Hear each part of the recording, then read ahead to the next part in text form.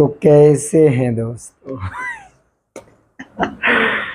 आज के इस वीडियो में हम लोग समकालीन विश्व में लोकतंत्र को पढ़ने वाले हैं, इसलिए आशा करते हैं कि आप सभी लोग बहुत ही अच्छे होंगे, स्वस्थ होंगे, मस्त होंगे। तो आज हम लोग समकालीन विश्व में लोकतंत्र, यह जो चैप्टर है 9th क्लास की पॉलिटिकल साइंस यानी राजनीतिक विज्ञान की सबसे पहला अध्याय है। इस चैप्टर को बहुत ही मस्त तरीका से समझेंगे और आप सभी लोग हमें बताएंगे कि आप लोगों को कितना समझ में आया है। इस चैप्टर में हम लोग पढ़ेंगे कि समकालीन जो विश्व, अभी का जो विश्व है, अभी का जो संसार है, इसमें लोकतंत्र किस तरह से समाहित हुआ, लोकतंत्र को विश्व में आने में किस तरह की कठिनाइयों से गुजरना पड़ा। ये विश्व का जो देश, अलग अलग जो राष्ट्र है, इन सभी राष्ट्र में लोकतंत्र को अपना पांव रखने में कितनी कठिनाइयों से गुजरना पड़ा, कौन कौन सा खेला हुआ कि आज लोकतंत्र विश्व में एक अपना अलग पहचान बना चुका है। इस चीज़ को इस चैप्टर में हम लोग पढ़ने वाले हैं। तो ये जो 21वीं शताब्दी चल रहा है, तो इस 21वीं शताब्दी को लोकतंत्र की शताब्दी कहा जाता है। इस चीज को याद रखेंगे, 21वीं शताब्दी को लोकतंत्र की शताब्दी कहा जाता है।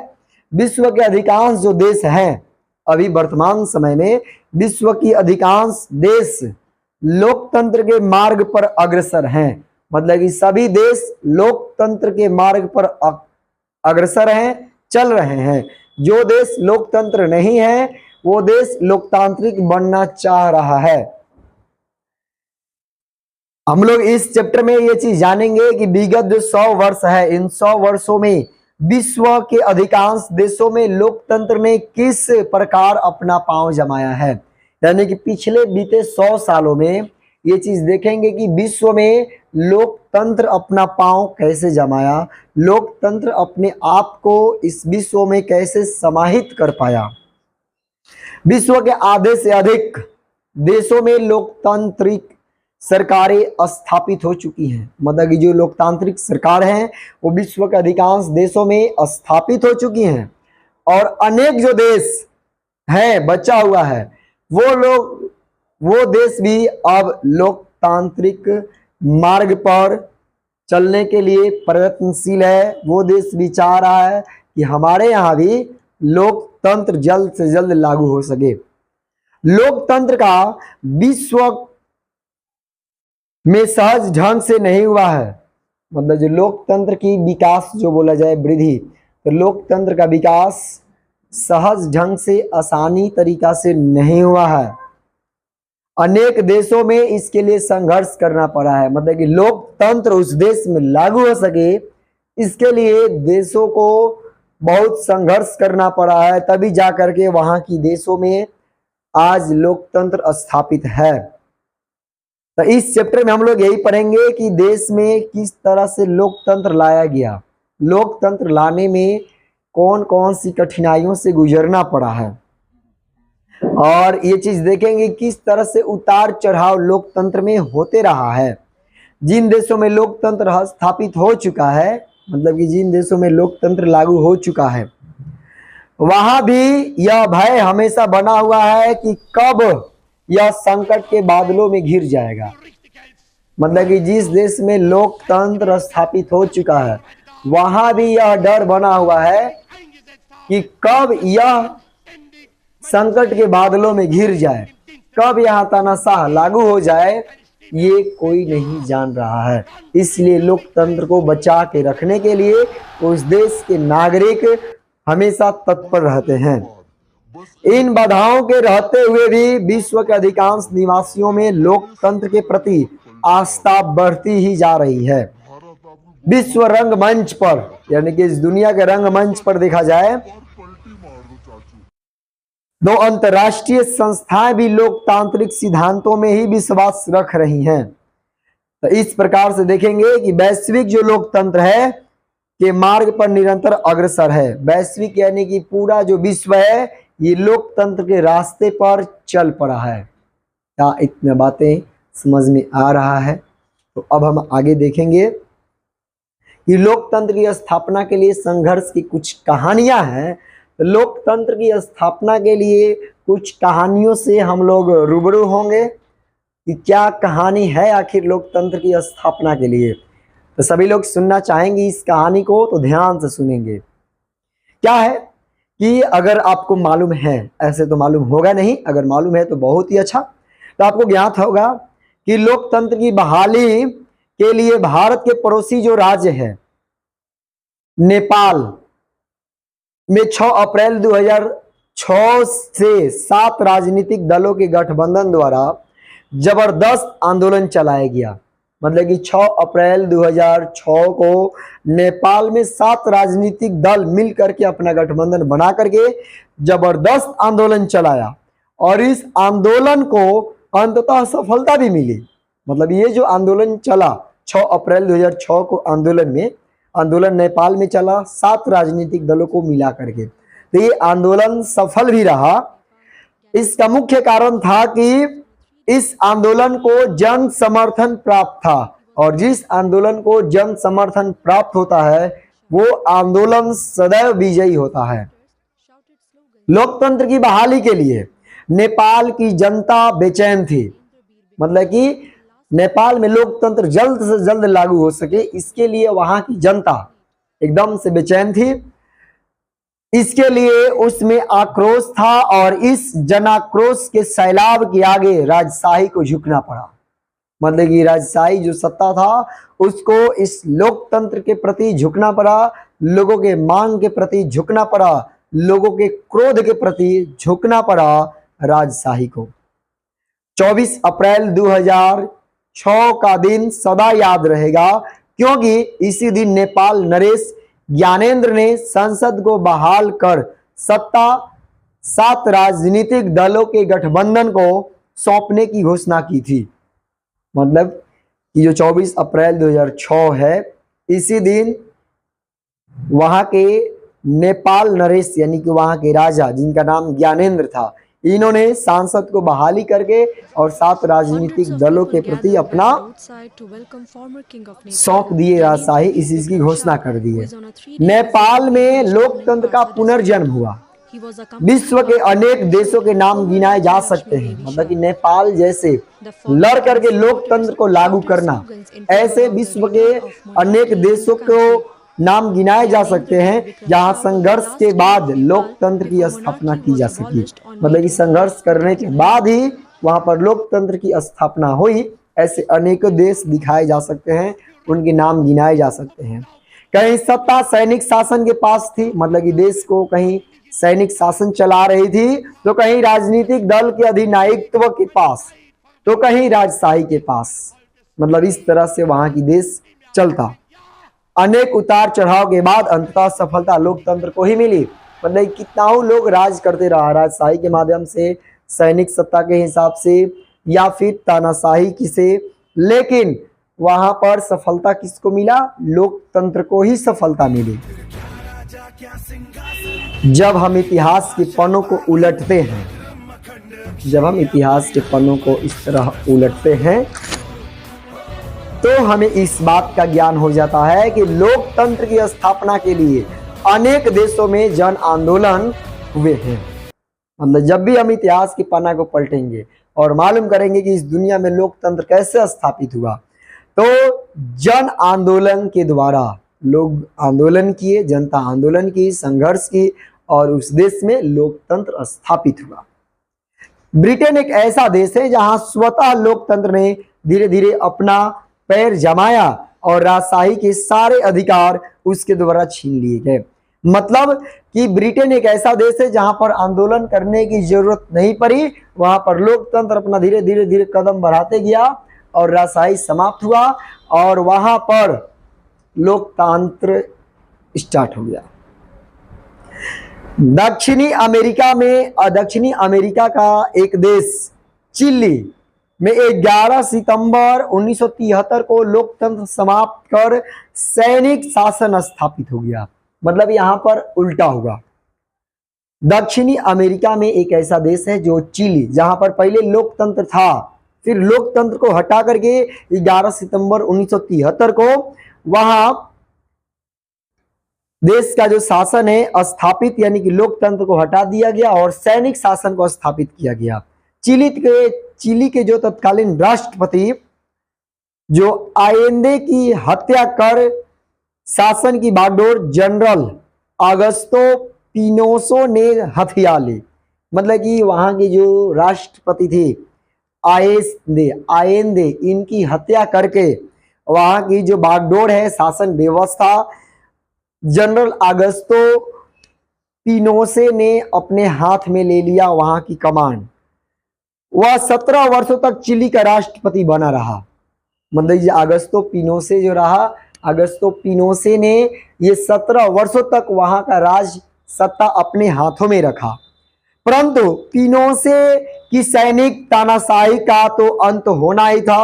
1988 में उसने इस प्रत्याशा में जनमत संग्रह कराने का निर्णय लिया कि जनता उसके शासन को जारी रखने के पक्ष में निदान करेगी। मतलब कि अपना मतदान करेंगे कि पिनोसे के ही हाथों में शासन रहे। परंतु पासा पलट गया। अपार बहुमत से जनता ने पिनोसे के सत्ता को नकार दिया। चिली की जनता अपनी लोकतांत्रिक परंपरा को भूल नहीं पाए, यानी भूल नहीं सकी थी। और जब से लोकतंत्र बहाल करने का अवसर मिला तब भला वह कैसे चुप करती। मतलब कि अपना लोकतंत्र शासन को फिर से वापस चिली की जनता ने ले लिया। उस तानाशाही अगस्तो पिनोसे के हाथ से छीन लिया जैसे ही उसको मौका मिला। अंततः चिली में लोकतंत्र की बहाली हो गई। 2006 के जनवरी माह में अगस्तो पिनोसे की तानाशाही के दौरान दमन का शिकार रही समाजवादी विचारधारा की मिशेल वैसेले चिली की राष्ट्रपति निर्वाचित हुई। मतलब कि चिली की राष्ट्रपति मिशेल वैसेले को निर्वाचित किया गया, उनको बनाया गया। इस प्रकार से ये बात देखने और समझने से पता चलता है कि विश्व रंगमंच पर दो घटनाएं आपके सामने देखने को मिला। एक नेपाल में लोकतंत्र की बहाली और चिली में लोकतांत्रिक आंदोलन। नेत्री मिशेल वैसेले को राष्ट्रपति पद पर निर्वाचित होना लोकतंत्र में जनता की आस्था को दर्शाता है। मतलब कि नेपाल में लोकतंत्र की स्थापना करना और चिली में लोकतांत्रिक रूप से मिशेल वैसेले को राष्ट्रपति निर्वाचित करना, ये जो दो घटनाएं हैं ये दर्शाता है कि जनता जो है वो जनता लोकतंत्र में अपना आस्था रखती है, विश्वास रखती है। इस प्रकार से अंतर केवल इतना है कि जहां नेपाल में राजशाही के अत्याचार के विरोध आंदोलन हुआ, वहां चिली में सैनिक तानाशाही के विरुद्ध, परंतु दोनों स्थितियों में लोकतंत्र की ही विजय हुई। मतलब कि इन दोनों कंडीशन में लोकतंत्र ही सदा विजयी रहा। अब आगे बात करेंगे कि विश्व में कुछ ऐसे भी देश हैं जहां न तो राजतंत्र की तानाशाही है न तो सैनिक शासन की, परंतु वैसे देश भी तानाशाही के चंगुल से मुक्त होने और लोकतंत्र की स्थापना के लिए बेचैन है। मतलब कि जहां पर नहीं राजशाही है और नहीं तानाशाही है, वहां की भी जनता, वहां के भी लोग लोकतंत्र की स्थापना के लिए बेचैन हैं। पोलैंड इसका सर्वोत्तम उदाहरण है। वहां पोलिश यूनाइटेड वर्कर्स पार्टी की तानाशाही थी। अन्य राजनीतिक दलों को राजनीति में भाग लेने की अनुमति नहीं थी। मतलब दूसरा दल राजनीति में भाग नहीं ले सकता। एकल दल की सरकार के रवैये के विरोध वहां के मजदूर संगठित हो रहे थे। वहां हड़ताल भी गैर कानूनी था। मतलब कि कोई हड़ताल भी नहीं कर सकता था। फिर भी साहस कर एक महिला कर्मचारी ने लेनिन जहाज कारखाना से निष्कासन के प्रश्न पर मजदूरों ने हड़ताल कर दी। लोक वालेसा नामक कर्मचारी के नेतृत्व में पोलैंड में मजदूर संघर्ष शुरू हुआ। आंदोलन में लेक वालेसा को सफलता मिली। मतलब कि ये जो लेक वालेसा आंदोलन स्टार्ट की मजदूर संघर्ष के द्वारा, तो इस आंदोलन को सफलता भी मिली और एक नया मजदूर संगठन सोलिडरनोस्क, जिसको सोलिडेरिटी का गठन हुआ, मतलब कि सोलिडेरिटी नाम से जाना जाता है, तो सोलिडरनोस्क का गठन किया। एकल राजनीतिक दल की तानाशाही वाले राज्य में स्वतंत्र मजदूर संघ का गठन एक ऐतिहासिक घटना थी। मतलब कि जहां पर ये तानाशाही राज था वहां पर एक नया मजदूर संगठन बना, ये एक ऐतिहासिक घटना थी। मजदूर संघ की लोकप्रियता बढ़ते देख पोलैंड की तत्कालीन सरकार ने दिसंबर 1981 में मार्शल लॉ की घोषणा कर दी। संघ के सदस्यों को कैद कर अनेक यातनाएं दी गई। मतलब जितने भी इस संगठन में था लोग, इस संगठन के लोगों को पकड़ करके कैद में डाल दिया गया और कैद कर लिया गया और उनको अनेक यातनाएं दी गई, दंड दिया गया। परंतु पोलैंड में आंदोलन रुका नहीं, लेकिन इससे भी आंदोलन रुकने का नाम नहीं लिया, नहीं रुका। अंत में सरकार को मजदूर संघ से समझौता करना पड़ा। सरकार द्वारा स्वतंत्र चुनाव कराने की मांग स्वीकार कर ली गई। पोलैंड की सीनेट की सभी 100 सीटों के लिए चुनाव हुआ, जिसमें सोलिडेरिटी को 99 स्थानों पर सफलता मिली। ये एक विश्व रिकॉर्ड रहा कि 100 सीटों में 99 सीट सोलिडेरिटी जो संगठन था उसको मिला। अक्टूबर 1990 में राष्ट्रपति पद के लिए भी चुनाव हुआ और लेक वालेसा पोलैंड के राष्ट्रपति निर्वाचित हुए। विश्व रंगमंच पर घटित उपयुक्त तीनों घटनाएं इस बात के द्योतक हैं कि लोग लोकतंत्र को ही सर्वोत्तम मान रहे हैं। मतलब ये जो तीनों घटनाएं हमारे सामने प्रस्तुत हुआ, ये तीनों घटना से ये पता चलता है कि आज पूरे विश्व रंगमंच पर लोग लोकतंत्र की मांग कर रहे हैं। लोग लोकतंत्र से प्रेरित हैं, लोकतंत्र को अपनाना चाह रहे हैं। इस आधार पर कहा जा सकता है कि आज लोकतंत्र का युग है। मतलब आज कैसा युग है? तो आज का जो युग है यह युग लोकतंत्र का युग है। आज विश्व की अधिकांश जनता लोकतंत्र रूपी खुले आकाश के नीचे सांस ले रही है। विश्व के अधिकांश देश किसी न किसी रूप में लोकतांत्रिक सरकार के गले लगा चुके हैं। मतलब विश्व का अधिकांश जो देश है वो किसी न किसी प्रकार से लोकतंत्र के गले लगा चुके हैं। जहां सही अर्थ में लोकतंत्र स्थापित नहीं हो सका है, वहां भी लोग अपने को सर्वाधिक लोकतांत्रिक देश संघ के यानी कि निवासी कहने में गर्व का अनुभव कर रहे हैं। मतलब कि जहां पर लोग अभी पूर्ण रूप से लोकतंत्र स्थापित नहीं हुआ है, वहां के भी लोग अपने आप को लोकतांत्रिक देश कहने में गर्व महसूस कर रहे हैं।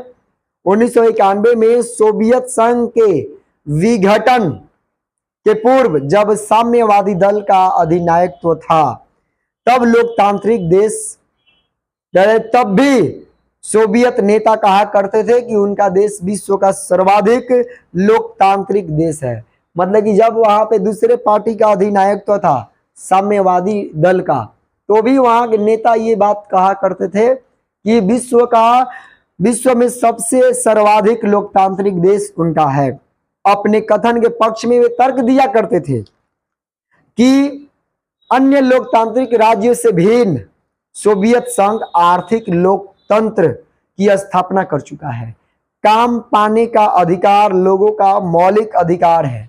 लोगों को योग्यता के अनुसार काम मिलता है और आवश्यकता के अनुसार पारिश्रमिक। मतलब कि जो जिस योग है उसके योग्यता के अनुसार उसके लिए पद काम दिया जाता है। इस कारण से वे लोग अपने आप को कहते कि विश्व का सर्वाधिक लोकतांत्रिक देश उनका है, सोवियत संघ। इसके बाद हम लोग एक गणतंत्र की बारे में बात करेंगे, लिच्छवी गणतंत्र।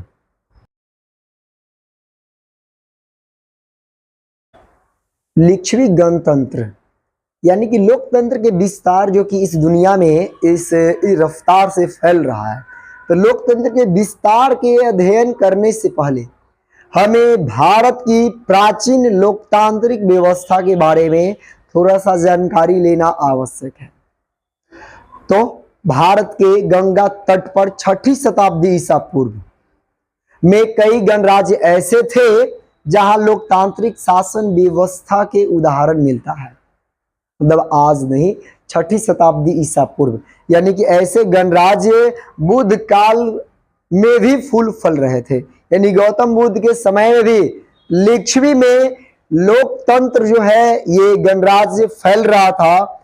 ऐसे गणराज्य जो है, ऐसे गणराज्यों में कौन कौन से जगह था जो आता है, वो है कपिल वस्तु के शाक्य, कुशीनारा एवं पावा के मल्ल, मिथिला के विदेह तथा अनेक छोटे छोटे गणराज्यों के नाम गिनाए जा सकते हैं जहां लोकतांत्रिक परंपरा स्थापित हो चुकी थी। मतलब कि उस पुराने समय 6ठी शताब्दी ईसा पूर्व में भी लोकतंत्र व्यवस्था था, वो था भारत के लिच्छवी गणराज्य में। परंतु भारत के लोकतंत्र के विकास में लिच्छवी गणतंत्र का महत्वपूर्ण स्थान है। लिच्छवी गणतंत्र की शासन व्यवस्था लोकतंत्र के सिद्धांतों पर ही आधारित थी। मतलब जिस तरह से लोकतंत्र का सिद्धांत है, यही सिद्धांत लिच्छवी गणराज्य में भी था उस समय।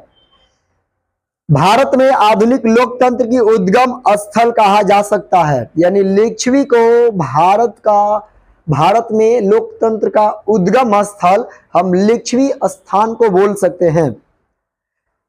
लिच्छवी गणतंत्र की राजधानी वैशाली थी। एक चीज नोट करोगे कि लिच्छवी गणतंत्र का राजधानी वैशाली थी, जिसका संस्थापक राजा विशाल था। वर्तमान में वैशाली बिहार का एक जिला मात्र है, परंतु लिच्छवियों से संबद्ध होने के कारण आज भी वैशाली भारतीय मानचित्र में विशेष स्थान रखती है। यानी कि वैशाली जो है अपने बिहार राज्य में स्थित है और ये जो है आज भी एक भारतीय मानचित्र में अहम रोल निभाता है, महत्वपूर्ण स्थान रखता है। जिस समय विश्व के अधिकांश देशों में राजतंत्र प्रचलित था और निरंकुश शासन का बोलबाला था, उस समय लिच्छवी गणतंत्र में समानता और स्वतंत्रता के सिद्धांत दृष्टिगोचर होते थे। इस बात से अंदाजा लगाया जा सकता है जिस समय पूरी दुनिया में राजशाही, तानाशाही, निरंकुशवाद शासन का बोलबाला था, उस समय भी भारत के लिच्छवी गणतंत्र में समानता और स्वतंत्रता के सिद्धांत दृष्टिगोचर होते थे, जो आधुनिक प्रजातंत्र के मूलाधार हैं। लिच्छवी गणतंत्र में राज्य की समस्त शक्ति जनता में निहित थी। मतलब उस समय 6ठी शताब्दी ईसा पूर्व में भी अगर कोई उस राज्य का राजा होता तो वो जनता होती। मतलब कि उस राज्य की सारी शक्तियां जनता में निहित होती थी। जिस तरह से आज लोकतंत्र की पूरी शक्ति जो है जनता में है, उसी तरह से 6ठी शताब्दी ईसा पूर्व ऐसा वैशाली यानी लिच्छवी गणराज्य में था। राजा का अस्तित्व तो था, परंतु उसकी स्थिति जनता के सेवक के रूप में मान्य थी। मतलब कि राजा का अस्तित्व था, लेकिन राजा जनता की सेवा करने के लिए था। प्रजा की भलाई करना ही उसका एकमात्र उद्देश्य था। राज्य शक्ति समूह में निहित थी और अनेक सदस्यों से बनी संस्था परिषद कहलाती थी। जो अनेक सदस्यों से मिलकर के बनता उसको हम संसद कहते, जो कि आज भी संसद है। परिषद की कार्यवाही जिस भवन में होती थी उसे संथागार कहा जाता था। मतलब कि जो कार्रवाई होता, जो भी नियम निर्णय लिया जाता, उस स्थान को संथागार कहते थे। संथागार में बैठक राज्य के सामाजिक और राजनीतिक प्रश्नों पर विचार किया जाता था। परिषद के सभापति को राजा कहा जाता था। आज भी परिषद के जो मेन मालिक है वो प्रधानमंत्री के रूप में रह रहा है। लिच्छवी गणतंत्र में बात करते हैं आगे। लिच्छवी गणतंत्र में राजाओं की संख्या असंख्य थी, मतलब कि एक राजा नहीं था, असंख्य राजा थी। करने का मतलब है कि जितना वहां की जनता थी वो राजा के बराबर थी, राजा से भी राजा थी, क्योंकि जिसको राजा माना जाता वो जनता की सेवा करता। इस तरह से राजा जिसका सेवा कर रहा है असल में वही राजा है। राजाओं के साथ शासन करने वाले उपराजा, जैसे अभी प्रधानमंत्री हैं, प्रधानमंत्री के साथ जितने भी मंत्री हैं, तो राजाओं के साथ शासन करने वाले उपराजा, सेनापति और अन्य पदाधिकारियों की संख्या बहुत अधिक होती थी। परिषद की बैठक के लिए गण पूर्ति की व्यवस्था थी। प्रायः प्रत्येक प्रस्ताव पर गहन वाद विवाद होता था। कोई भी प्रस्ताव रखा जाता उस पर गहन विचार वाद विवाद किया जाता था। बहुमत अथवा सर्वसम्मति से ही कोई ठोस निर्णय लिया जाता था। जब तक बहुमत या सर्वसम्मति ना होता तब तक कोई निर्णय नहीं लिया जाता। परिषद से अनुपस्थिति यानी परिषद से अनुपस्थित सदस्यों को भी यह अधिकार था कि वे लिखकर अपना मत दे सके। मतलब जो परिषद में सदस्य शामिल नहीं होता, उपस्थित नहीं होता, वो अपना मत लिख करके भी दे सकता था। उनके मतों को गुप्त रखा जाता था। इस प्रकार लिच्छवी गणतंत्र में लुप्त मतदान पद्धति भी विद्यमान थी।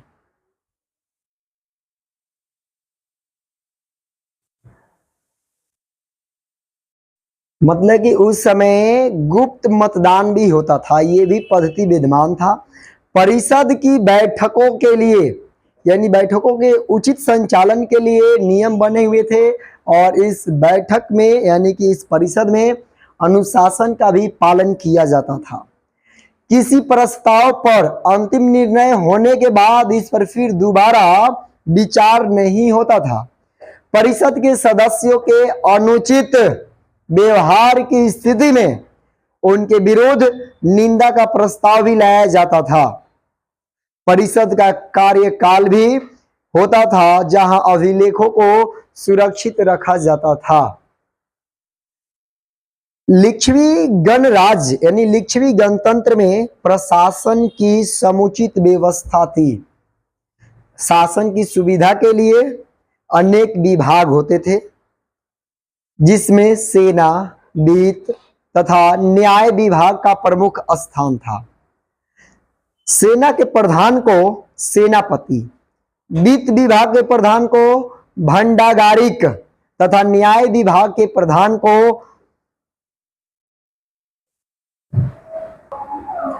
को विनिश्चय मात्य कहा जाता था। राज्य की रक्षा के लिए प्रत्येक युवक को सैनिक शिक्षा दी जाती थी।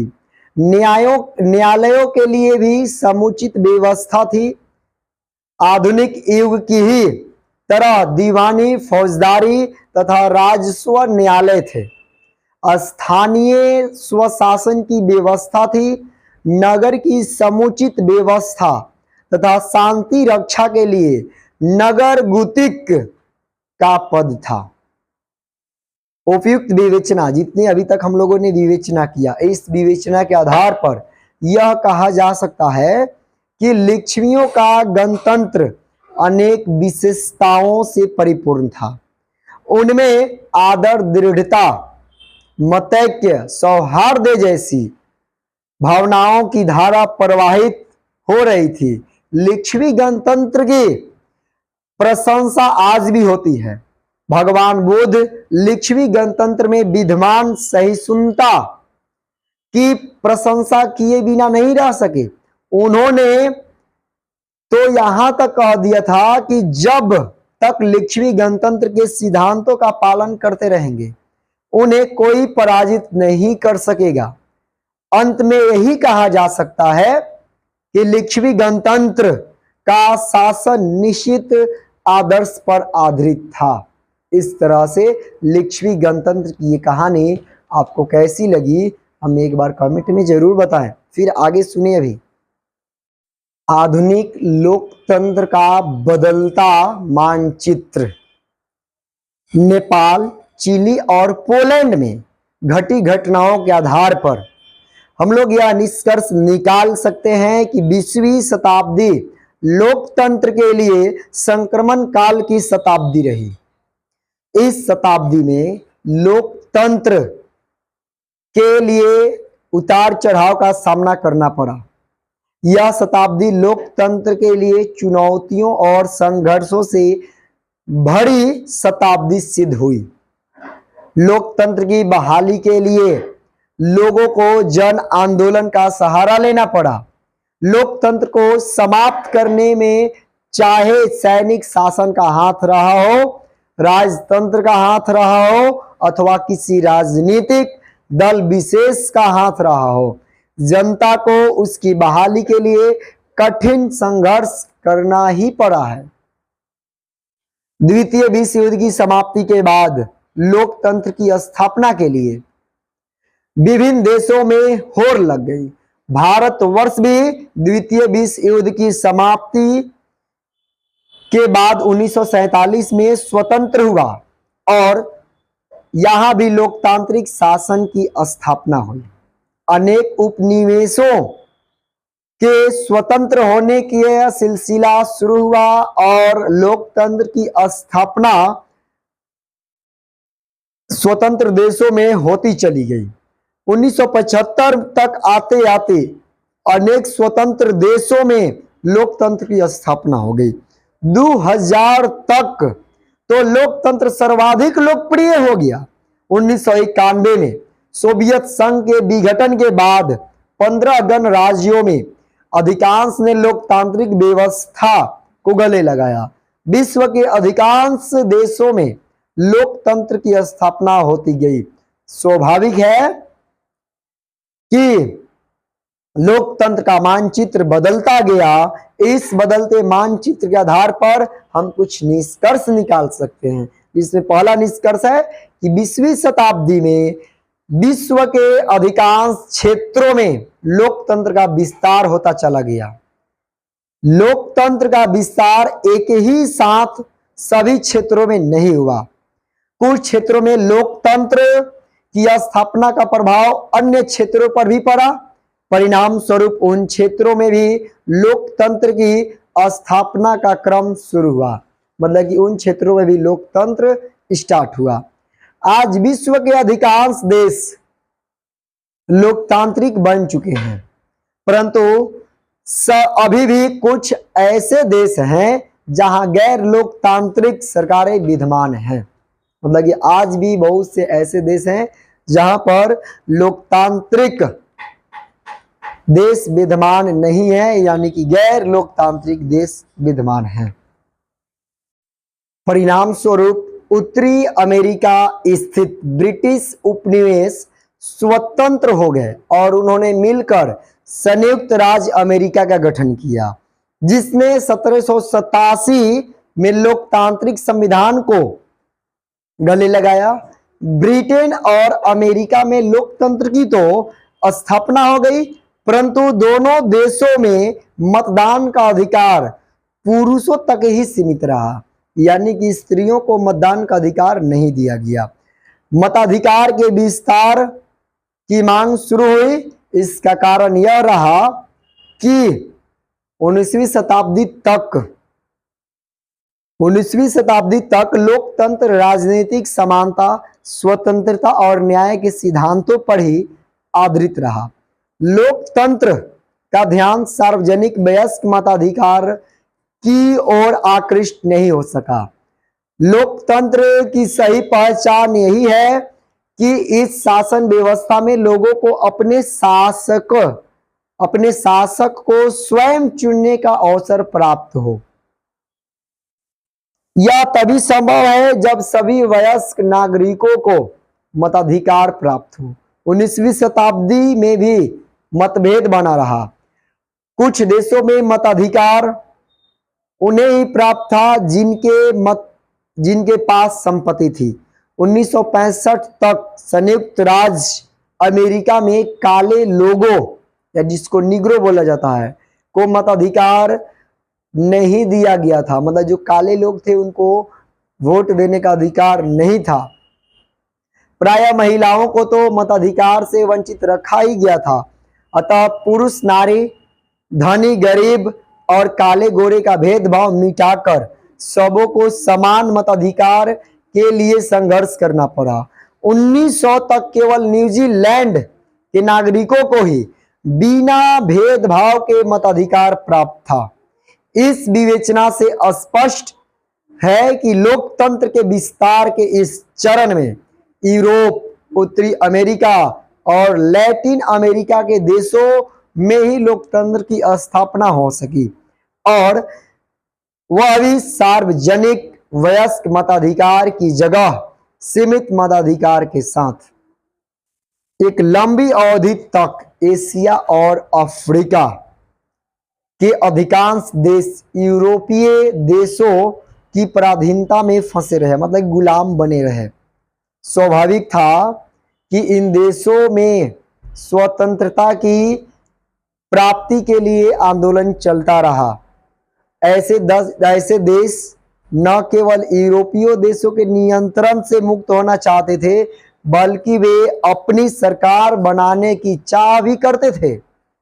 भारत में स्वतंत्रता आंदोलन की परिणति स्वतंत्र भारत के रूप में हुई तथा यह लोकतंत्र के रास्ते पर चल पड़ा। यहां आज भी लोकतंत्र बना हुआ है। भारत की तरह अन्य देश भी स्वतंत्र होने के लिए संघर्षरत रहे। द्वितीय विश्व युद्ध, सेकेंड वर्ल्ड वॉर, द्वितीय विश्व युद्ध की समाप्ति के बाद संघर्षरत देशों को सफलता मिलती चली गई और भारत के साथ अन्य देश भी स्वतंत्र होते चले गए।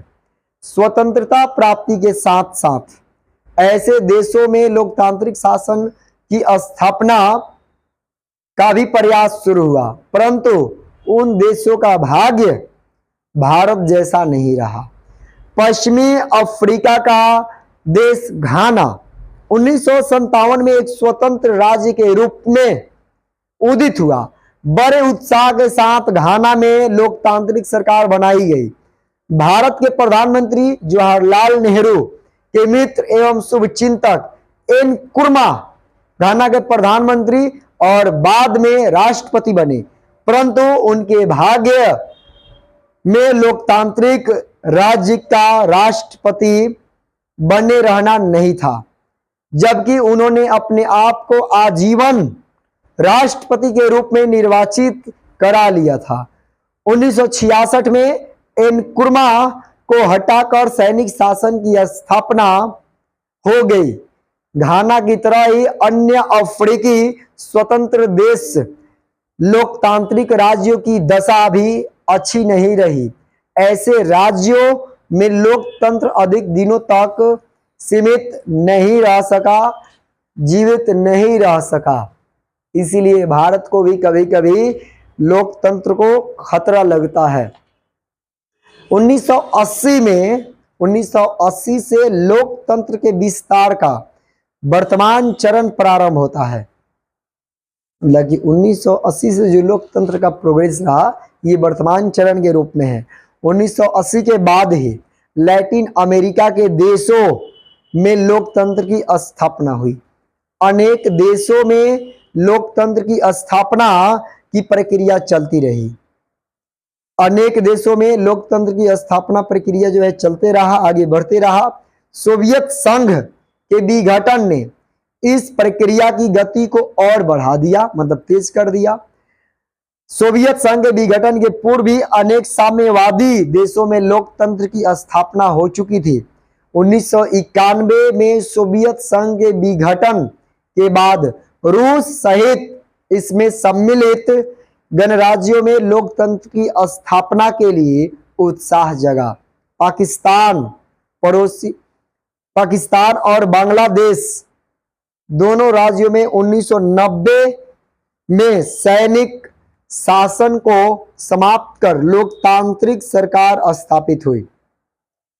नेपाल में भी नरेश ने अपने अधिकारों को लोकतांत्रिक यानी लोकतंत्र के हवाले कर दिया और स्वयं संवैधानिक प्रधान बने रहना पसंद किया।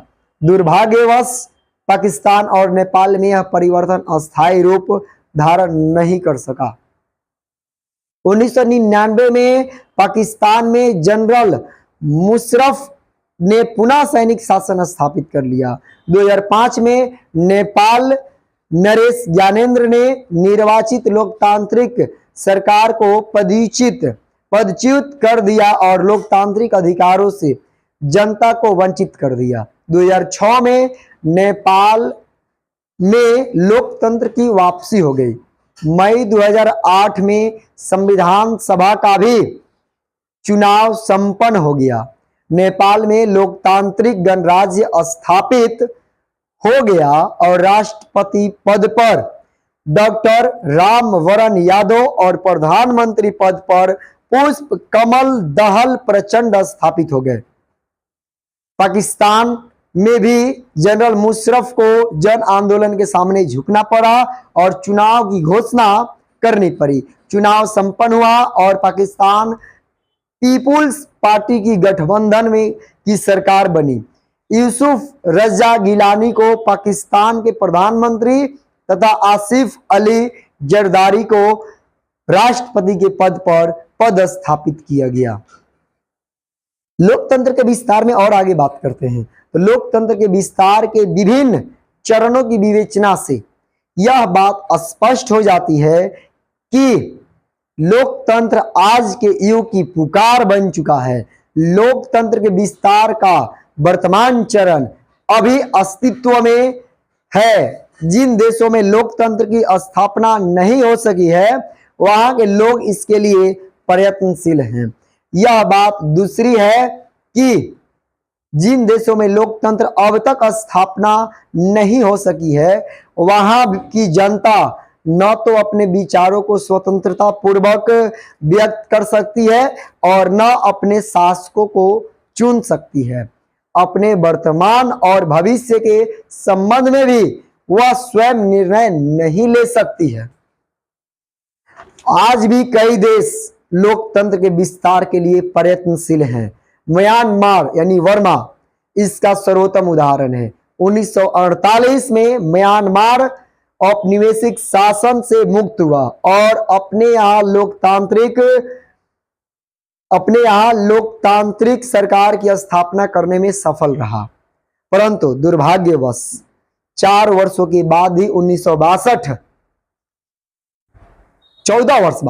14 वर्ष के बाद ही 1962 में वहां सैनिक शासन स्थापना हो गई। लगभग 30 वर्षों के अंतराल के बाद 1990 में वहां निर्वाचन हुआ और आंग सान सू ची के नेतृत्व वाली नेशनल लीग फॉर डेमोक्रेसी नामक पार्टी को बहुमत प्राप्त हुआ। दुर्भाग्य की बात यह है कि वहां के सैनिक शासक ने निर्वाचन को अस्वीकार करते हुए अपने पद को छोड़ने से इनकार कर दिया। इतना ही नहीं, सू ची एवं उनके समर्थक नेताओं को जेल में डाल दिया। लोकतंत्र के समर्थकों को अनेक यातनाएं दी गई, परंतु म्यांमार में लोकतंत्र की स्थापना के लिए संघर्ष आज भी जारी है। 13 नवंबर 2010 को सू ची की नजरबंदी समाप्त कर दी गई, परंतु उनका संघर्ष जारी है। सू ची के नेतृत्व में लोकतंत्र के संघर्ष को अंतर्राष्ट्रीय मान्यता प्राप्त हो चुकी है और इसके लिए सू ची को नोबेल पुरस्कार यानी नोबेल शांति पुरस्कार से भी सम्मानित किया जा चुका है। देखें सू ची का यह सपना कब साकार होता है, यानी कि यह जो देश है वर्मा कब जाकर के ये आजाद होता है, अपने को स्वतंत्र कर पाता है। अब आगे पढ़ेंगे हम लोग वैश्विक लोकतंत्र की परिकल्पना। वैश्विक लोकतंत्र की परिकल्पना क्या है? वैश्विक लोकतंत्र की परिकल्पना आखिर ये है क्या? तो आज का युग अंतरराष्ट्रवाद का युग है। आज हम एक विश्व, एक राज्य की कल्पना करने लगे हैं। विश्व के साथ ही विश्व स्तर पर, मतलब इसके साथ ही विश्व स्तर पर लोकतांत्रिक सरकार को भी साकार करने में जुट गए हैं। कहने का अर्थ यह है कि हम वैश्विक लोकतंत्र की स्थापना की ओर अग्रसर हैं, मतलब आगे बढ़ रहे हैं। यह बात सही है कि विश्व के विभिन्न देशों की तरह विश्व स्तर पर न तो कोई सरकार है और न उसके आदेश के पालन करने वाले लोग। विश्व स्तर पर कोई संप्रभु संस्था नहीं है, परंतु इतना तो मानना ही पड़ेगा कि विश्व स्तर पर संयुक्त राष्ट्र जैसी संस्था अवश्य वर्तमान है, जिसके 193 राज्य सदस्य हैं और यह संस्था लोकतांत्रिक ढंग से कार्य कर रही है। लोकतंत्र समानता के सिद्धांत पर आधारित है। समानता का सिद्धांत संयुक्त राष्ट्र में भी विद्यमान है। संयुक्त राष्ट्र की महासभा प्रत्येक सदस्य राष्ट्र को एक ही मत देने का अधिकार है। इसकी बैठक वर्ष में एक बार अवश्य होती है। इसका अपना एक निर्वाचित अध्यक्ष होता है, जिसका निर्वाचन संयुक्त राष्ट्र के सदस्य राज्यों के प्रतिनिधि मिलकर करते हैं। इसकी भूमिका लगभग वैसी ही है जैसी किसी देश की संसद की होती है। शांति तथा सुरक्षा, मानव कल्याण और मानव अधिकारों का प्रतिपादन करने वाले सभी मामलों पर महासभा विचार विमर्श करती है। संयुक्त राष्ट्र का बजट पास करना भी महासभा का ही काम है। संयुक्त राष्ट्र का दूसरा अंग 15 सदस्यीय सुरक्षा परिषद है।